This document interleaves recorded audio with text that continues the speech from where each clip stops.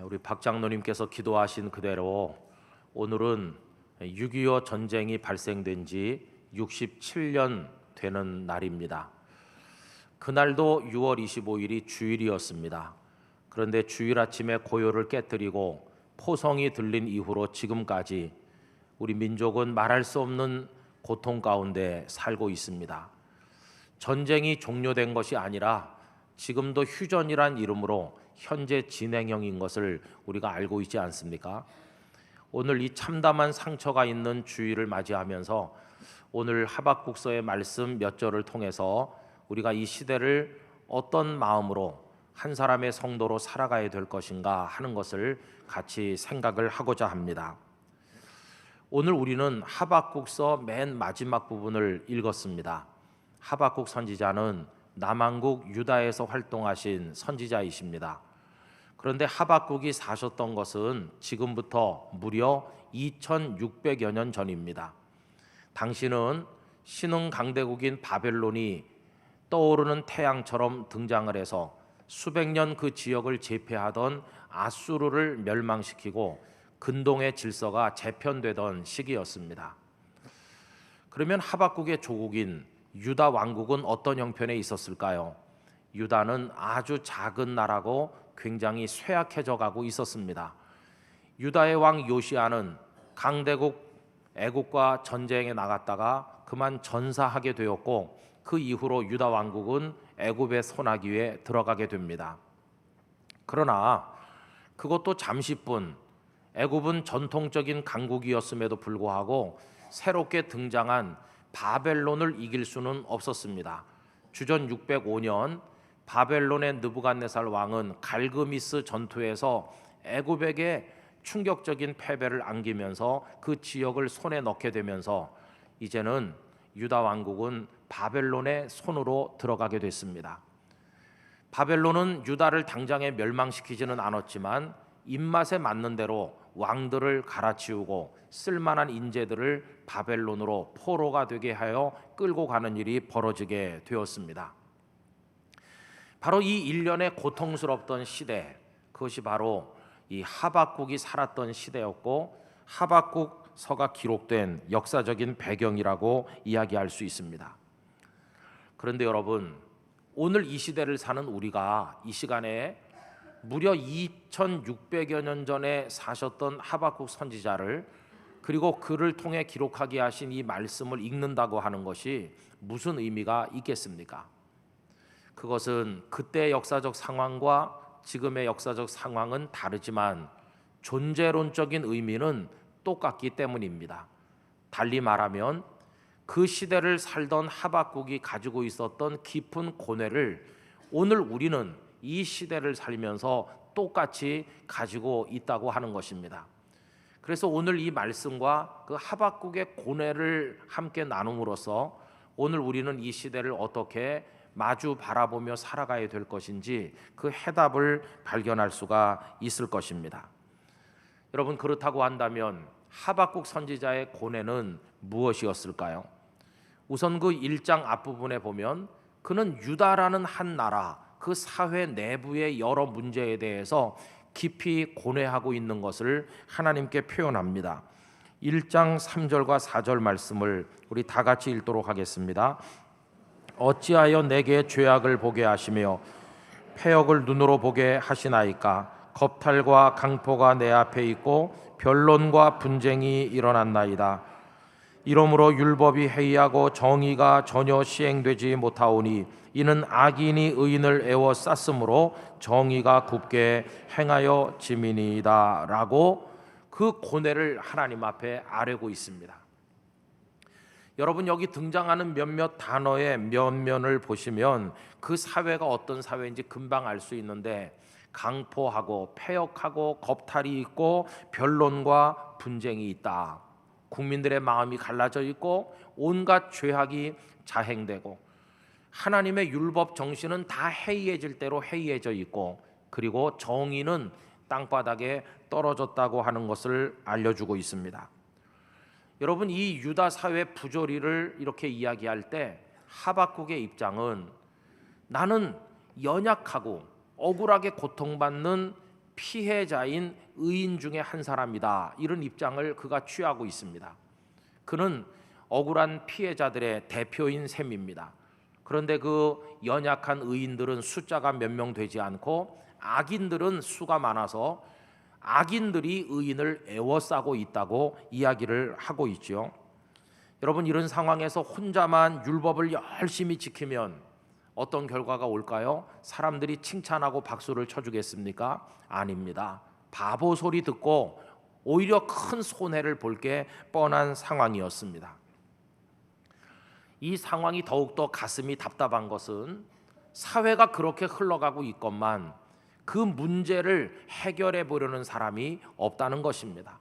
모두가 무관심하거나 방치한 채로 오히려 거기에 편승해서 부정한 이익을 얻고자 하는 사람들이 날뛸 뿐이었습니다.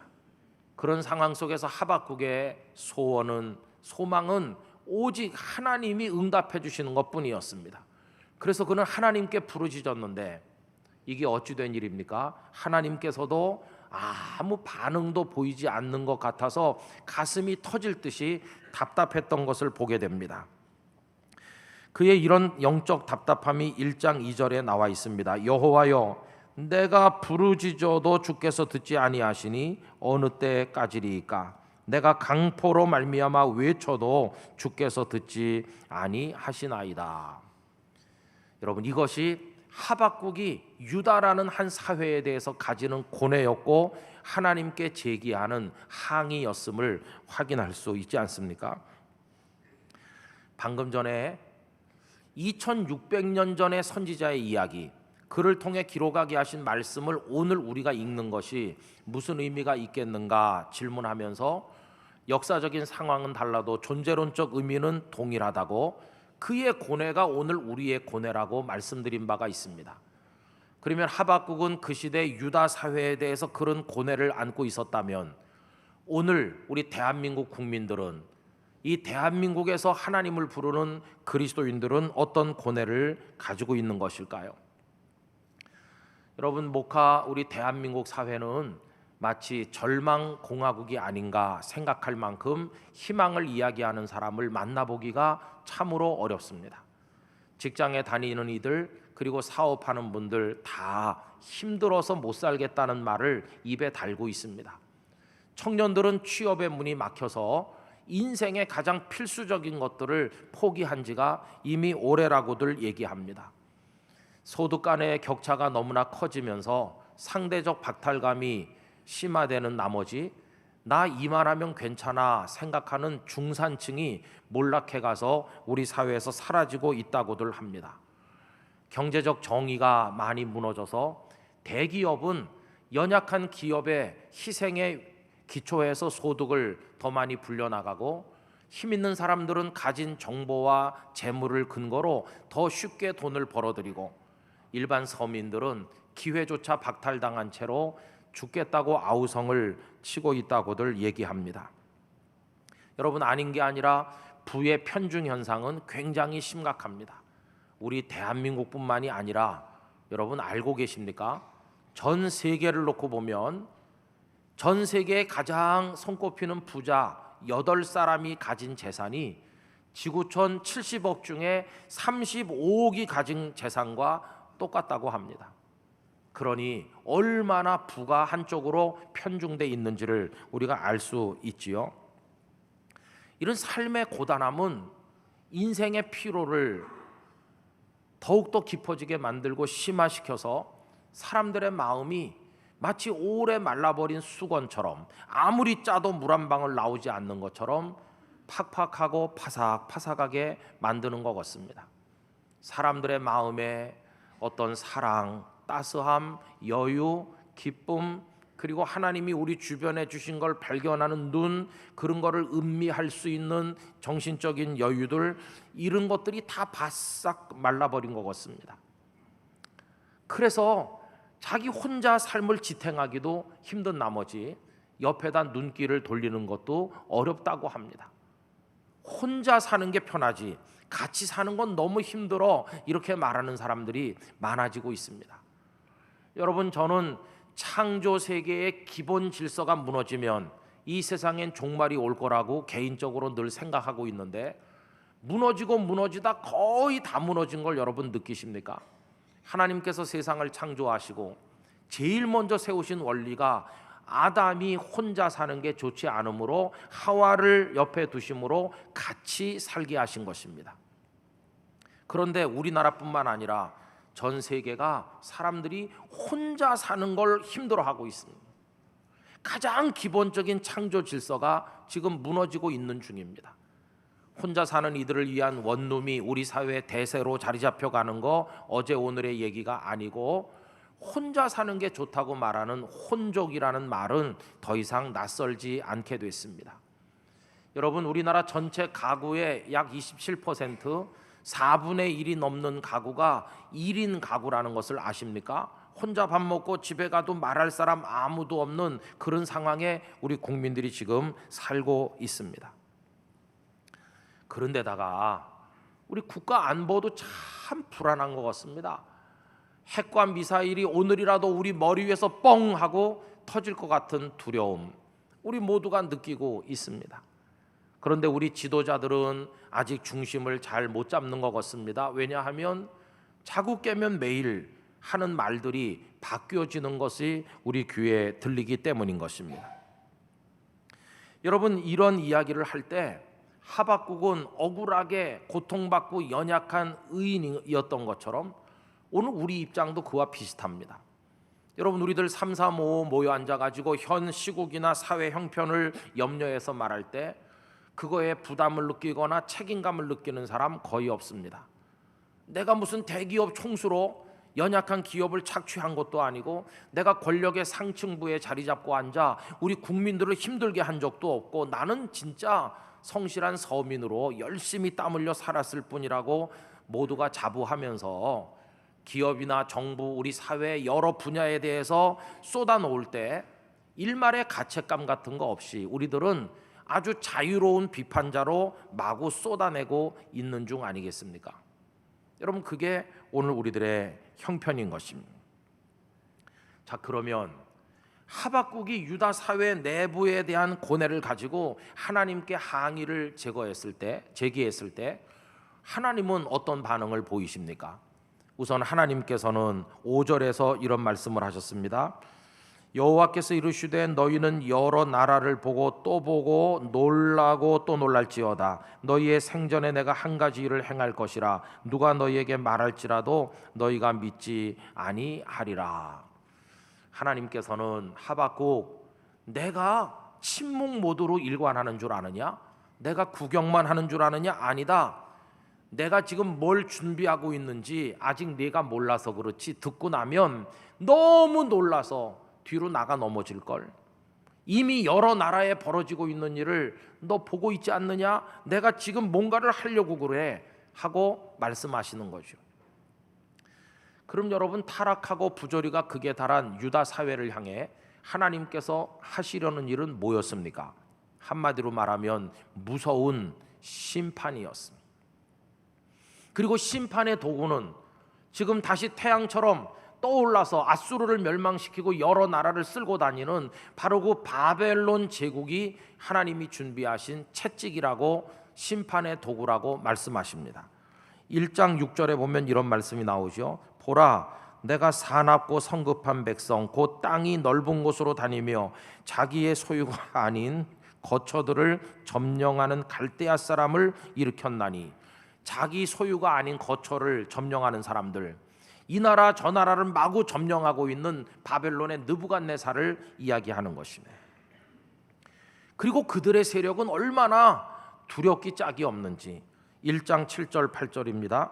그들은 두렵고 무서우며 당당함과 위엄이 자기들에게서 나오며 그들의 군대는 표범보다 빠르고 저녁 이리보다 사나우며 그들의 마병은 먼 곳에서부터 빨리 달려오는 마병이라 마치 먹이를 움키려 하는 독수리의 나름과 같으니라.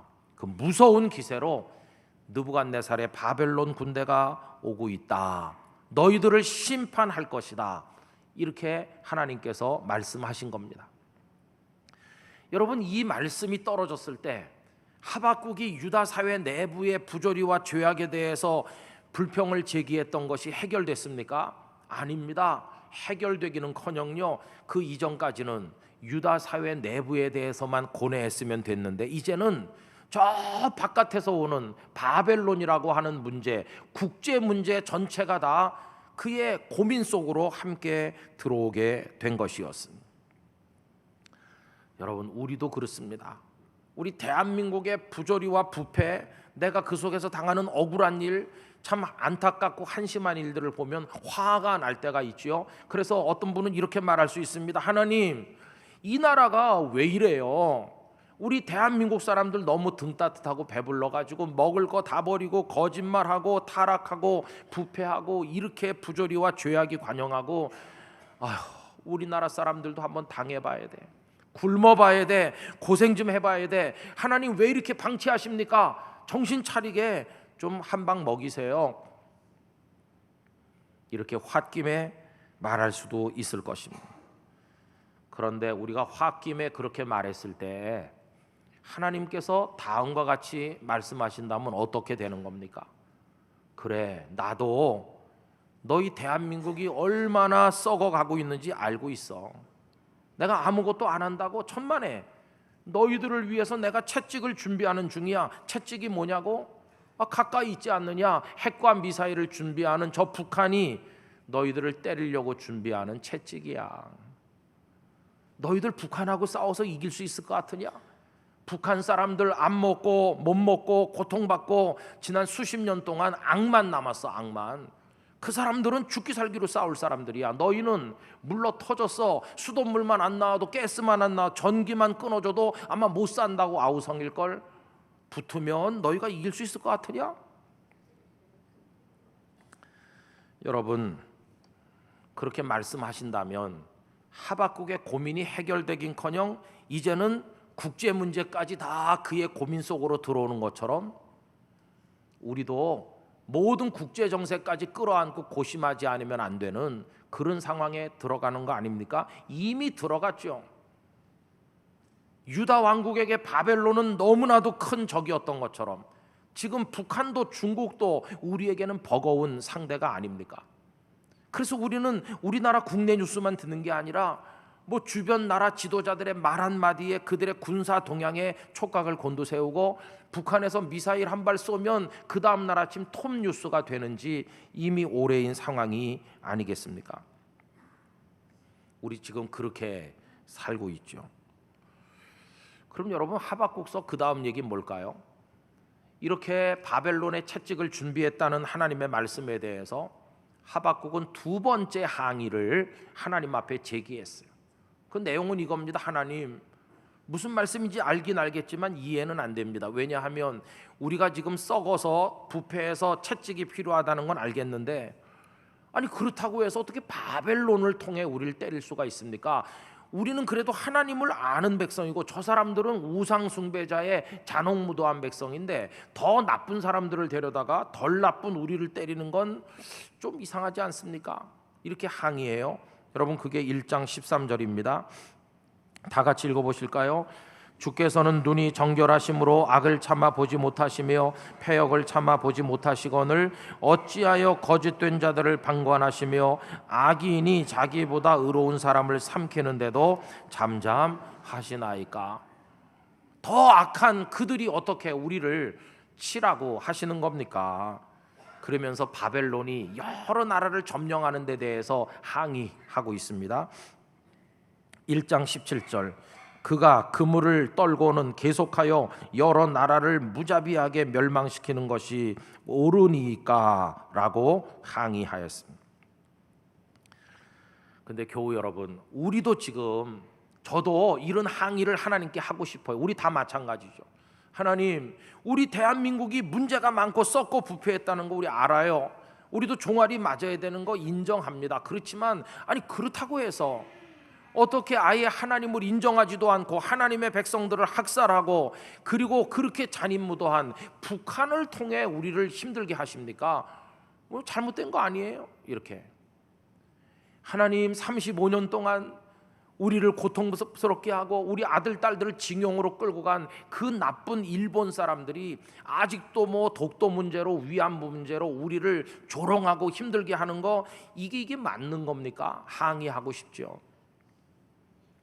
하나님, 수천 년 우리 위에 군림하면서 우리를 가지고 놀던 중국이 지금도 말도 안 되는 논리로 우리를 간섭하고 힘들게 하는 게 이게 맞습니까? 하면서 우리도 항의를 하고 싶지 않습니까? 여러분, 이렇게 말해놓고 보면요, 2600년 전 하박국의 고뇌가 우리 고뇌와 똑같고 그의 힘들어하던 모습이 오늘 우리의 모습과 너무나도 닮지 않았나요? 그럼 이 속에서 우린 지금 하나님을 믿는 하나님의 사람으로 무슨 생각을 하고 어떻게 살아야 될까? 좀 어려운 얘기를 말씀드리려고 해요. 첫째, 대한민국이라고 해서 역사의 소용돌이로부터 자유로울 수 없다는 사실을 깊이 명심해야 된다는 것입니다. 여러분, 그 이후에 남한국 유다가 어떻게 됐나요? 바벨론 느부갓네살에게 깡그리 망했습니다. 수많은 사람 죽고 예루살렘 초토화되고 다 포로로 끌려갔습니다. 그러면 지금까지 역사 속에서 멸망한 나라가 유다 하나뿐입니까? 곳곳에 도처에 많은 나라가 생겼다가 흔적도 없이 다 사라졌고요. 그 와중에 많은 사람들이 비극적인 죽음을 당하고 고통을 받지 않았습니까? 그 역사의 흐름 속에 대한민국이라는 작은 나라가 지금 있는 것인데, 우리 대한민국은 예외일 수 있을까요? 우리 대한민국은 멸망이라는 단어로부터 100% 자유로운 나라인 게 맞습니까? 허공에 떠 있나요? 뭐 설마 잘 되겠지, 평안할 거야. 여러분, 이런 막연한 거짓 예언에 속아서는 안 될 것입니다.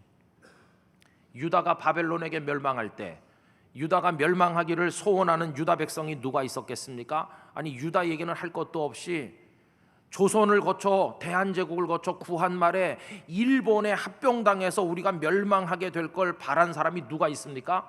그런데도 우리는 나라를 잃고 멸망했었습니다. 멸망은 우리에게는 오지 않을 거야. 여러분, 이런 나약한 생각 그리고 안심하는 이야기, 그거에 속으면 안 됩니다. 그저 오늘 2017년 6월 25일 이 시간까지 평화로운 가운데 예배할 수 있도록 해주신 그 하나님의 은혜 감사하고 누리면서, 한편으로는 냉정하고 어금니를 깨무는 각오를 가지고 우리 앞에 다가오는 이 어려운 역사 현실 앞에 직면하지 않으면 안 되는 게 우리들의 상황이라는 걸 마음에 새겨야 되는 것입니다. 그게 첫 번째 가져야 될 생각입니다. 두 번째는요, 기독교인이라고 예외가 될 거라는 생각을 버려야 된다는 것입니다. 어떤 분들은 에이, 그래도 우리 하나님을 찾는데 우리야 괜찮지 않겠어? 하나님 보호해 주시겠지. 여러분, 67년 전 이 땅에 전쟁 벌어졌을 때 집중 타겟이 됐던 게 예수님을 믿는 사람들이었어요. 교회들이 불타고 목회자들이 끌려가 순교하고 얼마나 많은 기독교인들이 핍박당했습니까? 기독교인들은 살려주시겠지. 그렇지 않아요, 여러분. 여기 하박국은 신실한 하나님의 사람이지만 그는 다가오는 그 고통의 날에 자기도 고난받을 걸 알고 있어요. 그것 때문에 오금이 떨리는 거예요, 지금. 여러분, 오늘 읽은 말씀 16절을 다 같이 읽어봅시다. 내가 들었으므로 내 창자가 흔들렸고 그 목소리로 말미암아 내 입술이 떨렸도다. 무리가 우리를 치러 올라오는 환난 날을 내가 기다림으로 썩이는 것이 내 뼈에 들어왔으며 내 몸은 내 처소에서 떨리는도다. 내 몸이 어디서 떨려요? 내 처소, 우리 집 아랫목에 있는데도 두려운 거예요. 왜? 그날이 다가오고 있잖아요. 무리가 우리를 치러 오는 환난 날을 내다보고 있잖아요. 바벨론이 다가오고 있다. 이게 하박국도 예외가 아니에요. 근데 여기 무리가 우리를 치러 올라오는 환난 날은 두 가지로 해석될 수 있습니다. 성경들 비교해 보면 번역이 두 가지 중에 하나예요. 하나는 바벨론이 유다를 치러 올라오는 날, 그걸 의미하기도 해요. 또 하나는 유다를 치러 오는 바벨론도 시간이 지나면 하나님의 진노를 받을 텐데 그 바벨론이 또 하나님의 채찍을 맞는 그날을 뜻하기도 해요. 그러나 이 본문의 단어들을 문법적으로 어떻게 해석하든지 간에 분명한 한 가지, 그 와중에 하나님의 백성도 똑같이 눈물을 흘리고 똑같이 피 흘리고 똑같이 고생할 거라는 이야기인 것입니다. 여러분, 지금 우리도 그렇습니다. 기독교인들은 괜찮겠지? 아니요. 대한민국이 어려우면 기독교인도 똑같이 어렵습니다. 오히려 그 책임감으로 인해서 우리는 마음의 고통을 훨씬 더 크게 느낄 것입니다. 그렇기 때문에 작금의 상황은 아주 어려운 것입니다. 나는 그래도 은행에 저축이 많아.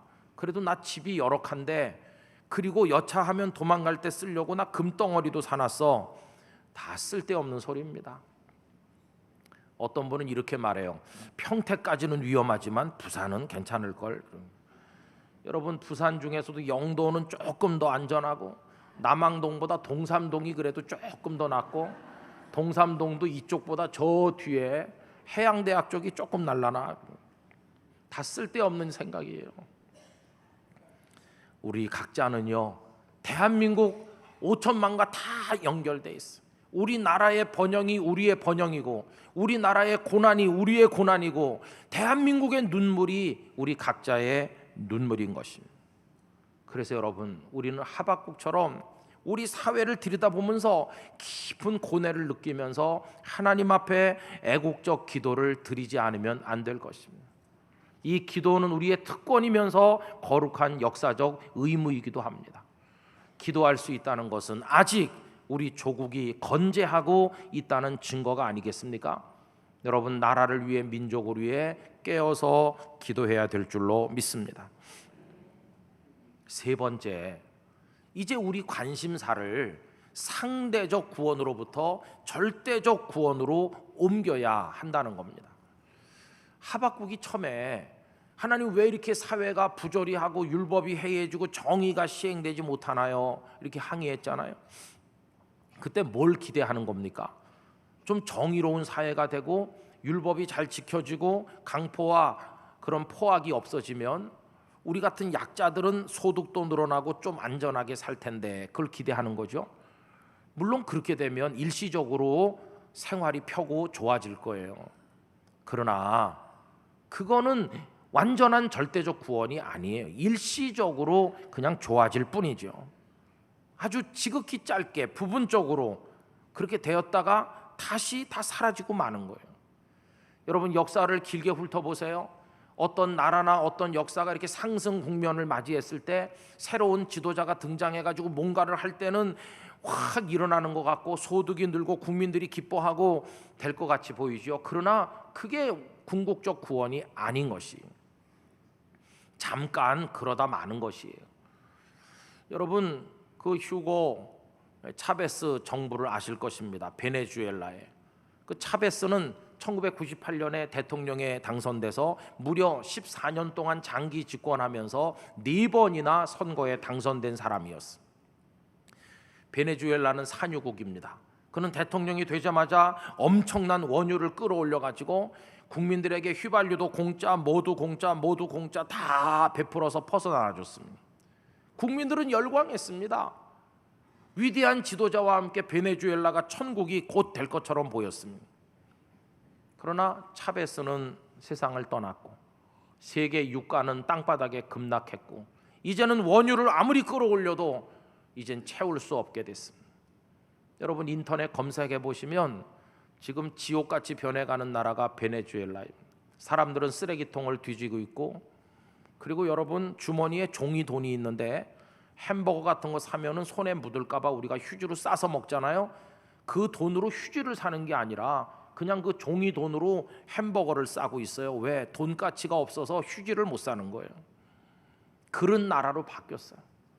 한때 소득이 늘고 다 공짜니까 좋아했어요. 그게 구원인 줄 알았지만 그건 구원이 아니었어요.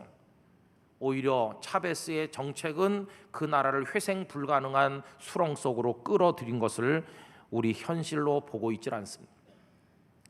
우리 새 정부가 등장해가지고 이런저런 정책을 펴면 우리 주머니가 약간 두꺼워지고 조금 좋아질 수 있어요. 그러나 여러분, 그렇게 되길 바라지만 그게 궁극적 구원은 아니에요. 오늘 하나님의 백성들은 알아야 됩니다. 우리에게 정말 소중한 것은 절대적 구원이라는 사실을 깨달아야 됩니다. 절대적 구원이란 무엇일까요? 정치, 경제, 군사적 상황에 관계없이 우리 속에 자리 잡고 있는 하나님의 평화, 이게 절대적 구원인 것이. 정치가 혼란해도 내 마음은 평안하고, 경제가 핍절해도 늘 감사할 수 있고, 군사적 위기가 다가와도 두려워하지 않을 수 있고, 폭탄이 내 옆에서 터져도 하나님을 찬송할 수 있는 영적인 평화, 이게 절대 구원을 경험한 사람에게만 나타나는 축복인 것입니다. 하박국도 처음에는 방금 전에 말씀드린 것처럼 상대적 구원을 열망했었지만 하나님과의 긴 대화를 통해서 그는 절대 구원의 소중함에 도달하게 됩니다. 그게 오늘 본문에 나와 있는 내용이죠. 하박국 끝자락에 나와 있는 이 말씀이 얼마나 귀한지 여러분 17절 18절을 다 같이 큰 소리로 읽겠습니다. 비록 무화과 나무가 무성하지 못하며 포도나무에 열매가 없으며 감람나무에 소출이 없으며 밭에 먹을 것이 없으며 우리의 양이 없으며 외양간에 소가 없을지라도 나는 여호와로 말미암아 즐거워하며 나의 구원의 하나님으로 말미암아 기뻐하리로다. 할렐루야. 하나님, 유다 왕국이 정의로워지고 좋아져서 살기 좋은 나라가 설령 못 된다 할지라도, 바벨론이 우리를 때려가지고 곡식도 다 가져가고 외양간에 소고 뭐고 다 가져가서 아무것도 없게 된다고 할지라도, 전에 같으면 하나님을 원망했겠지만 이제는 구원의 하나님으로 인하여 기뻐하겠습니다. 다가오는 두려운 환난 날 때문에 와들와들 떨리지만 그의 마음속에서는 떨림의 한복판에서도 기쁨을 이야기하는 걸 볼 수 있습니다. 왜? 절대 구원을 경험한 사람이 되었기 때문인 것입니다. 교우 여러분, 지금 우리 뭐 하면 될까요? 아까도 말씀드린 것처럼 나는 오늘의 현실에 아무 책임이 없어 이렇게 자부하면서 그냥 자유로운 비판자로 쏟아내놓기만 하면 되는 것일까요? 아니면 어떤 분처럼 북한의 김정은을 저주하면서 칵 죽어야 되는데 이렇게 하면 되는 것일까요? 아니면 역대 전에 대통령들과 정책 당국자들을 계속 비판하면 뭐 해결되나요? 새로 등장한 문재인 대통령 정부를 향해 큰 기대를 가지고 바라보고 있으면 만사가 해결되나요? 우리 그렇게 되길 위해서 기도합니다마는 아셔야 될 게 있어요. 문 대통령이나 새 정부 강요들 다 우리랑 비슷한 사람일 뿐이지 하나님이 아니라는 걸 잊어서는 안 돼요. 그래서 여러분, 지금 우리에게 필요한 게 도대체 뭘까? 대한민국이 어떻게 되더라도, 남북한이 어떻게 되더라도, 아니 이 지구촌 전 세계가 어떻게 되더라도 흔들리지 않는 하나님을 향한 믿음을 가지는 것입니다. 포도나무에 외양간에 뭐 열매도 뭐 곡식도 뭐 아무것도 소도 양도 없어도 요동하지 않는 믿음, 그 믿음으로 하나님을 바라보는 아름답고도 묵직한 그 모습, 저도 여러분도 가지게 되기를 원합니다. 여러분, 이런 절대 구원은 하나님의 은혜와 주 예수 그리스도 안에서만 가능한 줄로 믿습니다. 지나간 긴 세월 동안 역사는 쫙 흘러가고 지금도 흐르고 있고 여러 수백 개 나라 역사가 흐르고 그중에 대한민국의 역사도 흐르고 그 속에 우리도 같이 흘러가고 있는데 이 역사의 큰 소용돌이 흐름을 누가 면할 수가 있겠습니까? 중요한 것은 그 속에서도 믿음의 사람으로 서는 것입니다. 국가가 번영한다고 해서 이제는 하나님이 필요 없을 것처럼 교만해지지 말고 번영의 한복판에서도 여전히 하나님을 바라봐야 됩니다. 국가가 어려워지고 고난 중에 있다고 할지라도 포기하지 말고 여전히 우리의 소망이신 하나님을 신뢰하는 믿음을 가져야 되는 것입니다. 우리의 신실한 믿음의 선배들처럼 가난 중에서도 6.25의 잿더미 위에서도 질병 속에서도 극심한 핍박 속에서도 하나님을 바라본 그분들처럼 우리도 그렇게 해야 되는 것입니다. 하박국 전체의 주제라고 말하는 2장 4절은 뭐라고 말합니까? 의인은 어떻게 사는가? 의인은 부강해질 때나 약해질 때나 번영할 때나 쇠퇴할 때나 평화로울 때나 전쟁 중에서나 어떤 상황에서도 의인이 사는 것은 믿음으로 말미암아 살리라, 이렇게 말씀해주고 있질 않습니까? 그러므로 교우 여러분, 믿음을 가지고 신문을 펼치기 전에 성경을 먼저 펴셔야만 됩니다. TV 뉴스를 보기 전에 마음의 눈으로 하나님을 바라보시기를 바랍니다. 유력한 정치인들의 말에 고무되기 전에 이 시대를 향한 하나님의 말씀이 뭘까 귀를 넓게 열어 듣는 우리 땅끝 교우들이 되시기를 바랍니다. 주머니가 두둑해지고 있다고 안심하지 마시고 주머니가 비어간다고 두려워하지도 마시기를 바랍니다. 대한민국의 상황이 어떠하든지 간에 우리는 하나님의 사람인 것입니다. 미국은 안전한가요? 중국은 안전합니까? 전 세계가 흔들리고 있고 그 안에 수백 개 나라들이 다 요동하고 있습니다. 불안전한 나라, 흔들리는 나라, 평화가 위협받는 나라에 살고 있는 게 우리의 한계임을 뼈저리게 느끼면 느낄수록 우리는 요동하지도 않고 불안하지도 않고 완전한 평화가 있으며 영원한 생명이 있는 하나님의 나라를 더 간절한 믿음으로 대망해야 될 줄로 믿습니다. 그런 마음으로 그날이 올 때까지는 우리 나라를 위해서 간절하게 기도하는 애국적 성도가 돼야 될 것입니다. 그러면서 이 한 국민으로서 사명을 감당하며 사노라면 하나님께서 그 완벽한 당신의 나라로 부르실 날이 올 텐데, 그때까지 절대 믿음으로 하나님을 향해 나가는 땅끝 가족들이 되시기를 진심으로 기원합니다. 주여, 우리를 불쌍히 여겨주시옵소서.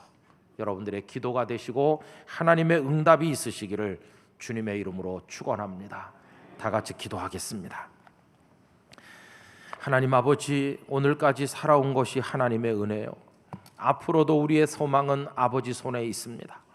새로운 대통령이 등장했고 우리는 기대를 가지고 기도합니다만 하나님 도와주시지 않으면 안 됩니다. 세계 역사가 어떻게 흘러갔고 흘러갈 것인지 저희들 너무나 연약합니다. 주여, 우리를 불쌍히 여겨 주시옵소서.